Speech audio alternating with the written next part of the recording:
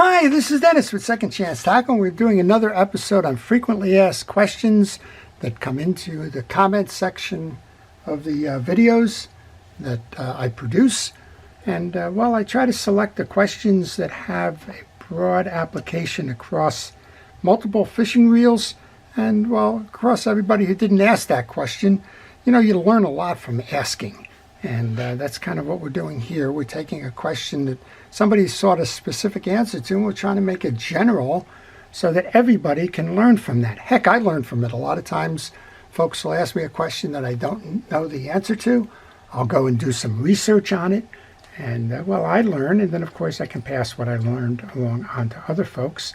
And, well, that's kind of what we're doing here. We're going to take these questions that, well, most of them have answers, and, well, we'll try to give you the answer to those so that you can benefit from it, and maybe we'll spark your curiosity as well. Maybe you'll have a secondary question that comes off of the answer to the first one. That's great. That's how you learn.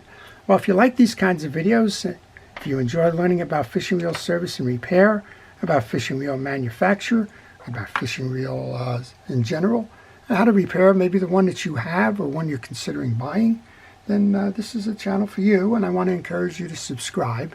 I work on all kinds of fishing reels. You've seen that if you've watched the channel, and you know that, well, those fishing reels show you how to do it yourself. So please take the time, subscribe. If you do subscribe, hit that notification button. It'll let you know when I'm posting. Okay, the first one comes in and says, I noticed that you oil the bearings, but you didn't check them for wear. How do you know when it's time to replace a bearing? Well, I do check. A lot of that is off camera beforehand. And here's an example. If this reel came in for service, this is a Shakespeare reel, I'm going to turn it. The first thing I'm doing is listening. If there's a grinding noise and a high-pitched whir, that generally says that the bearing is no good. If you cannot spin the reel easily, it generally means that the bearing's got some issues to it. And, well, if you notice that wear before you even start servicing it, you know that it's time to replace. And generally, on the videos where that occurs, I do replace those bearings. How do you test for a bearing? Well, pretty simple. Just take a bearing. Here's one. It's not very good. It's been replaced. I hold or pinch the inner race of that bearing and spin the outer. If I feel any roughness at all, and I guess this is what you want to call something close to the educated thumb, after a while you know what a normal bearing is. And what I would recommend maybe is just going to pick a new bearing, put it between your fingers, press it like this, and spin it. This one's got worn bearings in it. I can feel it just from the crunch as I circle through. It's not even throughout. Some of them are obvious. This one's a rusted one. Put it between your fingers, you can't even turn it, right? So that kind of tells you that. And here's just another example of one that got rusted. And after time, you will be able to determine how to do that. There's bearing cones out there that you can put them on. Sometimes, that's the wrong one. Sometimes you'll find that you can just take a screwdriver with a tapered tip. Of course, I picked the wrong one again. But find that tapered tip. Where are they when you want them? Yeah, I wasn't prepared. Shame on me. All right, how about this one? Nope. Well, find that tapered tip. It'll act as the point for your fingers and spin it on that. You have to take my word for that one, I guess. But that's how I do it before I start oiling the bearings. There's no sense putting in a bearing that's broken. It's not going to fix the reel or the issue. But I do bench test my reels before I start. Okay, here's a question that came up. This one came in from David.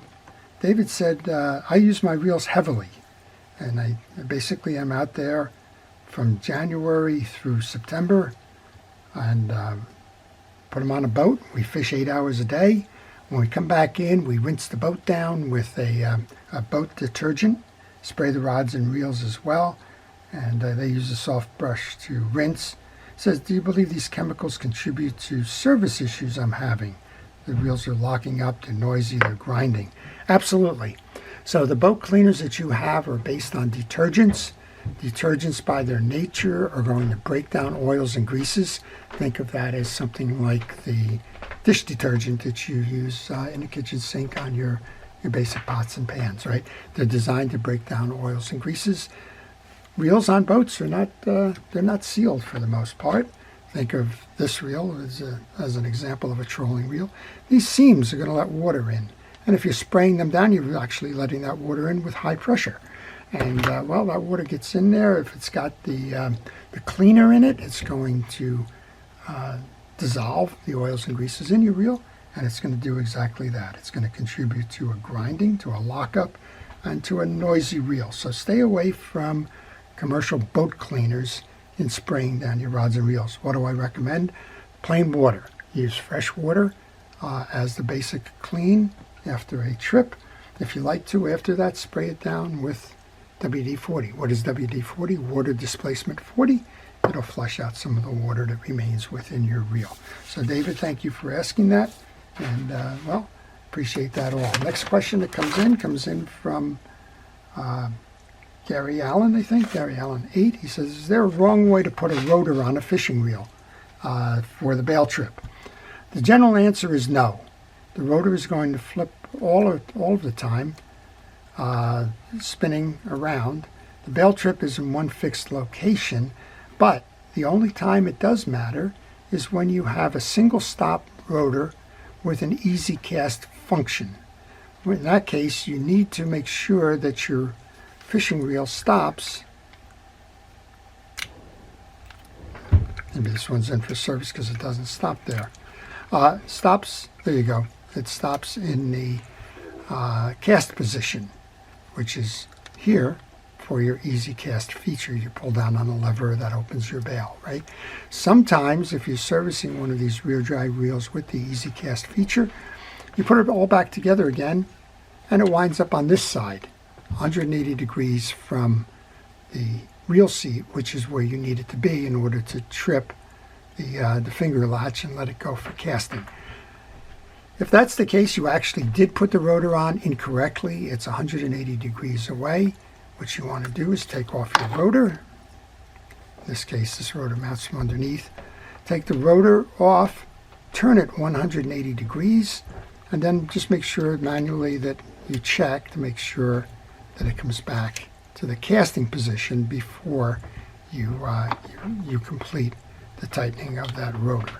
So the general answer on a spinning reel, like the one we were just using here, doesn't matter where you put the rotor, but it does matter on the ones with the easy cast feature. Gary, thank you for asking that. Next one comes in, it's kind of an interesting one. I don't have the exact reel, but it says, thank you for your videos. I have a Spinfisher 6 4500. Well, this is the Spinfisher 5 7500 that I just got at a local garage sale. The question is, what would cause the handle of the reel to freeze and not turn the reel at all? Weird thing is, when you turn it, it turns fine without the handle, but when you turn with the handle attached, it doesn't turn. So what is the cause of the lockup? Well, of course, it's a little bit hard to say without seeing the reel, but let's go for the most common cause first. The most common cause is that you have too many shim washers on the main gear.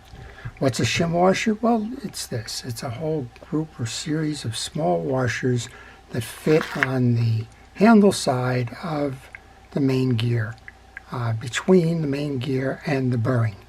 And it's set there to take out the manufacturing imperfections or the variances on the shaft diameters and the thickness of that main gear. Yeah, it's not much, right? But these washers are not much either, right? They're very thin washers that are used for that. And typically what will happen is if you put too many of them in and you tighten your handle, it's going to be pulling that main gear and locking it into the case. So the thought is, the first time around, check the washers. How does that occur? Well, it generally occurs because somebody switched out a main gear and the main gear thicknesses vary. And that variance needs to be corrected with the shims. Well, if you have a thin one in there and you put a thick one as a replacement, You put the same shim washers on there, it will tend to lock up that piece. What's a secondary one? Well, a secondary one on a lockup, it says it turns free without the handle, but it turns, or it doesn't turn, it locks up with the handle. That's generally some kind of tension in the case. So the handle is acting as a vice, right? It's pulling, and when it pulls in, that tension is too much. Check to make sure all your pieces and parts inside the case are properly seated. You don't find it on this reel, but you would find it on a reel, for example, a Shimano reel, probably not this one, this is a Daiwa, that has plastic bushings on the sides. On the plastic bushings on the side, a lot of them use two studs to lock into the case. I've seen that exact thing happen with the reel lockup because the studs are not seated into the slots in the case, or worse yet, the studs on the bushing are turned upside down, not seated in the case at all, and they're pressing against the main gear. So there's a lot of different causes for the lockup, but the first one I would say is to check the shim washers. On the other side of that, people tell me that they've serviced their reel and now they've got a grind, right? They're turning it, and boy, is it making a lot of noise and grinding away where it wasn't before. Well, back to that main gear, they probably omitted the shim washer. Well, when you omit the shim washer as a spacer, you're getting a main gear that's kind of doing this. It's wobbling, right? Because there's too much space in the case. It's moving back and forth. When it moves back and forth, sometimes it grabs the pinion gear, sometimes it doesn't. That's what's causing the grind there. So check your work. That's the, I guess, the moral of this story. If you check your work, generally speaking, you will be rewarded for that. Okay, here's a nice one. This is a tip, hint, or whatever. We're talking about the Garcia Kingfisher here, right? And this one comes here with nowhere to run. And he says, I do remember one thing about spinning reels. If you don't have to take the bail off, don't. A lot of folks ask me why I don't remove the bails during the service. And, well, my advice to them was if it doesn't need to be serviced, if it's working fine. I do generally try to put a little spray of penetrating oil in the arms as well as the line roller, but generally speaking, I will leave the bail alone if it doesn't need to be serviced.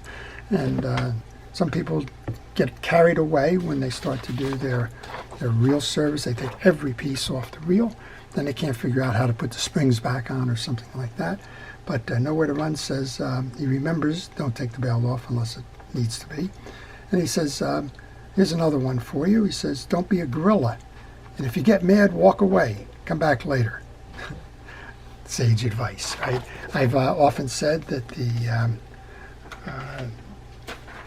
two things that you need to be good at servicing fishing reels, well, one is patience, and the other is a sense of humor, because things are going to go poorly from time to time. All right, this one comes in from iHawk. And he says he recently cleaned up a Pen 85. This isn't a Pen 85. This is an Ocean City reel. This is the Ocean City St. Lucie, but kind of the same idea. This one's got the older Dacron line on it. And he says, I wanted to put it on an old St. Croix rod and get around to fishing it. He said, if you're interested to know, you can still buy the Dacron line. Good advice. I'd like to know where. I've seen it on eBay and the like, I'm not sure. But he's telling me, of course, this is thicker line, right? And generally I'll tell you to take the line off of this if you've got a reel that's from the 1940s. Wooden handle generally suggests this one's from the 1940s. Take the line off because it will deteriorate. If you take it fishing, chances are it's going to break and you're going to lose a fish, maybe even lose the fish of a lifetime. Well, iHawk says, you can still buy that Dacron line if you're interested in a full restoration and getting to a period correct rod and reel. So I would encourage you to check eBay, to check other sources through an internet search. That'll probably tell you where you can buy that Dacron line, and well, you can restore that reel to a period correct reel and well, take it fishing, right? If you want, you still can use modern braid on it, but as he mentions here, modern braid is a lot thinner, and typically modern braid will put more pressure on a spool. Okay, I think there's one more in here. Here you go. Would you consider doing a tutorial on how an instant anti-reverse works? Well, it's more than just that as a question, but here's the first point I wanted to make from this. If you have a question, if you have a video suggestion, if there's something that you would like to see or learn about, by all means, please leave that in the comment section. Say, gee, I just got this reel, don't know much about it, would like to learn more about the reel. Hey, I just was cleaning out my grandfather's shed and I came across this reel. What's the history? Hey, have you ever worked on a Shakespeare Cirrus reel? I got one. If you haven't worked on one, would you kind of do a video for me? I would like to restore it. Those kinds of questions are welcome. And in this case, this one comes from, I believe it's Dave Cook 299. He said, would you consider making an in-depth video on how an instant anti-reverse works? Says he understands all of the ones about the AR dogs and the like, but he would like to completely understand an instant anti-reverse driven clutch. And I can tell you that I've made one actually rebuilding a Shimano AR clutch. It's a series of roller bearings and springs, and it's a one-way ramp that enables that clutch to grab the inner sleeve and to clamp down on it and release when it's in line retrieve mode. Yes, I will consider doing that. Just have to find myself a clutch that I can take apart. Most of those seem to be on the early Quantums and some of the Shimano reels. If I find it, I will be happy to do that video. We can all learn from it. Well, I hope you've learned from this question and answer session. I hope you've enjoyed these. If you have more questions, please ask them. And if I get around, hopefully I'll be able to share your question with some of the other viewers. Before I leave, I want to thank our first responders, our police, fire, safety, and rescue for everything it is that they do. I appreciate their career choice, their dedication to task, and what they do day in and day out to keep us out of harm's way. I want to thank you, the viewers, for making this an educational channel. That's what it's always been intended to be, whether I'm showing you how to fix and repair a service reel that you own, or we're working on a fishing reel that maybe you would like to learn more about, or we're discussing who made them, when they made them, and why they made them. Whatever it is, it's all about passing along what I know to you, to help you understand the fishing reel itself and the broader aspects of the fishing reel industry and the sport. This is Dennis with Second Chance Tackle, wishing everybody a great day.